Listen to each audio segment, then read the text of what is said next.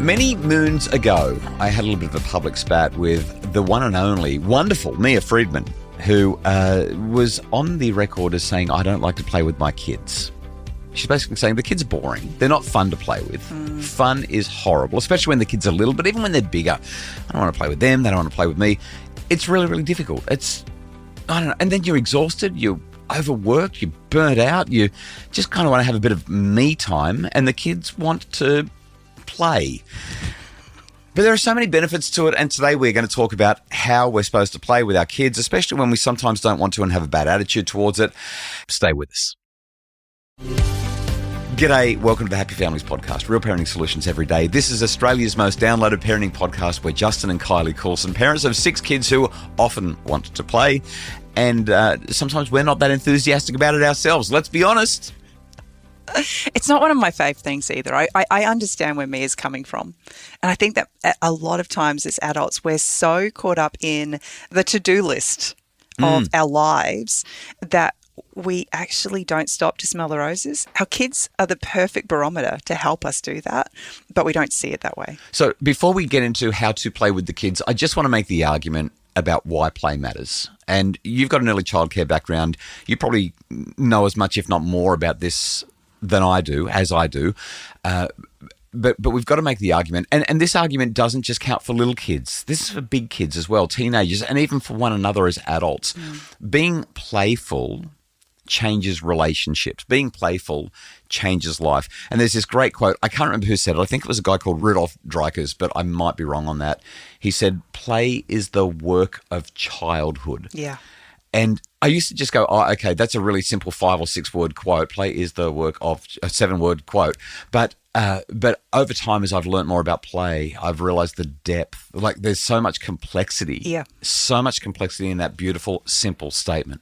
The fundamental principle I took away from my training in early childhood all of those years ago was just how essential play is for our kids. But while I think that most of us understand the importance of play for our kids, we don't recognize the value that we play a part in their play. So I'm going to extend it. I'm going to say sometimes we treat play like a luxury item. It's what we do when we've got time. It's what we do when we're in a special place. It's what we do when the circumstances permit. But play's not a luxury item. Play is an essential. It's essential. Yeah, that's right. And while we can talk about the physical development, we can talk about there are so many different areas of life where it overlaps. This is why it is the work of childhood. The area that I want to zero in on today, because we do a short podcast that's oriented towards coming up with solutions, I want to talk about emotional intelligence. Play builds emotional intelligence. I do a whole lot of webinars and seminars and presentations and keynotes on emotional intelligence for executive leaders and for teachers and for parents. So I'm just going to give a quick definition of what emotional intelligence is. Emotional intelligence is when you're aware of and regulating your own emotions and you're socially aware. So you can see how other people are feeling and then you can regulate or navigate or manage interactions based on where you're at and where other people are at. Okay, so emotionally intelligent people recognize emotions, they react to others, and they're able to manage relationships effectively as a result. And this, it requires regulation, inhibition, it requires the ability to turn your emotions up or down, and also not to manipulate, but certainly work with other people's emotions when they're up or down, and even bring them down or bring them up appropriately, not in a coercive, horrible way, but in a socially acceptable and desirable way. This is, I think, emotional intelligence is foundational for success in life. The ability to get along well with people. Google's Project Aristotle years ago. Most successful teams, people had high emotional intelligence. They knew how to work with each other. I just think when you think about the importance of this, and you think about our kids' school system. We've literally completely turned it all on its head. So we're throwing a blanket over it. I mean, there are plenty of teachers who are big on play, but overwhelmingly, our kids' playtime has shortened. The equipment that's available to them and the activities that they're allowed to participate in has massively reduced. Oh my goodness. I was at a school and I gave the principal a bit of a hard time because we were talking about the importance of risky play for kids. And I called out to the audience and I just said, so what was your favourite piece of play equipment when you were a kid? And somebody near the front straight away just shouted out, the tree. Yeah. And I made the comment, how many schools in Australia, literally how many schools in Australia have trees that kids can climb in at recess and lunch? They don't. It was actually the principal who put up his hand and he said none. They don't. The answer is zero. One of the schools that our kids went to when they were younger, it was only a handful of years ago, they actually chopped them all down. Right. Because you can't have a tree branch falling on somebody. There's too much liability. People are complaining that kids lack social skills and they're blaming screens. But the problem is there isn't an alternative. That's right. They're not playing. So they go to screens and that's what they're doing. So if that's what emotional intelligence is and play builds it better than anything, we need to talk about a parents' play playbook. Did I say that right? Parents play. Parents play. Yeah, we need a playbook for parents play. You know what I mean? That made sense. I got that right. I look at the times in our home where there is contention and tension, and it's amazing what happens when someone just chucks a funny. As opposed to chucks a wobbly. Yeah. Yeah, somebody makes a joke or kind of one of the easiest ways to change the tide in our house is literally, did I see you smile? I do that to the kids all the time. And they hate it, but they love it because it's playful. It's not snide. It's not nasty. It's, did I just see you smile? And it's not get over yourself. It's literally like, come on, we can move through this. Yeah. We don't have to hold on to it. We don't need to sit in this place. Doesn't work all the time. Here's what I would put into the parents' playbook for play with the kids. Number one, and again, with 15-year-olds and with 5-year-olds and with 2-year-olds and with 22-year-olds and even with each other. Number one, it's got to be dynamic and in the moment. Like when you try to structure it, sometimes it feels more like a burden or a chore. Yeah, I agree. Number two, where you are doesn't matter. It can be in the playground, it can be in the kitchen, it can be on the trampoline, it can be in the car, it can be walking down the street with a puppy dog on a leash. Anywhere works, so long as you've got a playful mindset and the other person is consenting and along with it.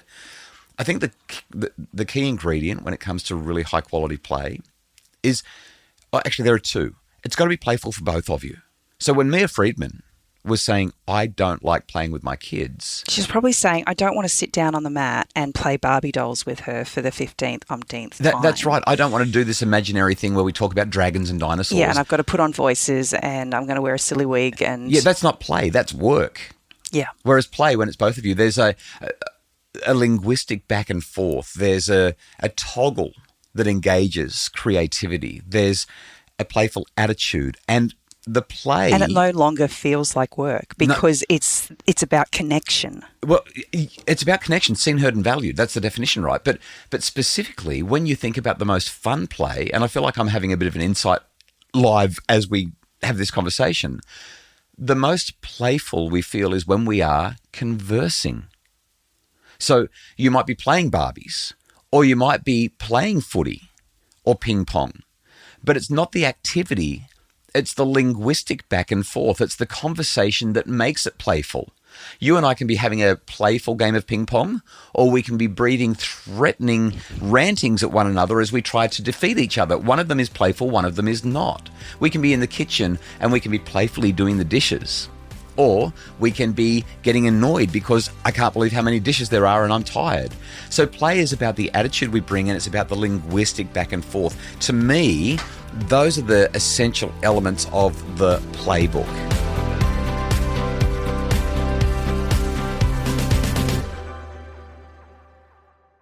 If I was going to add anything, it would be for parents to remember that this doesn't have to be this big, long, convoluted experience. Right? Buckle in, we're playing for the next 3 hours. You spend 5 or 10 minutes with your kids in a fun, interactive interaction. That does wonders for them and for the relationship that you share. I love the idea of making them the center of your world. You've talked about this multiple times. The idea of what does your face say when you see them? You know, do you light up when they walk into the room? If they feel that, that's instant connection. I'm just thinking about what you've said there. Not so much about making them the center of the universe and your face lighting up, although that is part of this. But when you sit down, I want to go back to your 5 or 10 minute idea. When you sit down and just say, I'm going to commit to this for 5 or 10 minutes, I'm going to be all in. Even if you're not all in at the start, you give it a solid 5 or 10 minutes and you start to really enjoy yourself. It's about intention. I really think it's about intention. Too often, we're just kind of going through the motions. Right. But if we make an intentional decision, I'm all in. For 10 minutes or for 5 minutes if you can't handle 10, more times than not, you actually find that the time disappears. And it's not 10 minutes, it's 20 or 25. That's right. Then you sort of get into that flow of it. I use this analogy all the time of the space shuttle. To get into orbit, it takes 10 minutes. It's got to go 28,000 kilometres an hour. But the first 10 seconds, 100 Ks an hour. First minute, 1,000 Ks an hour. The amount of fuel that it goes through in those first few minutes.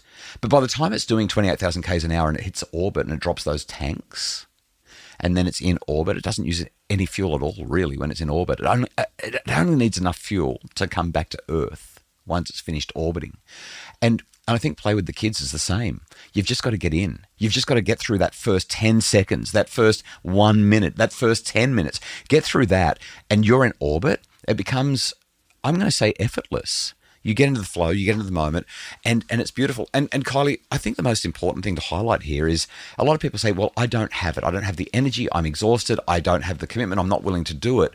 And apart from that, what am I going to do? Play with them all the time? You don't need to.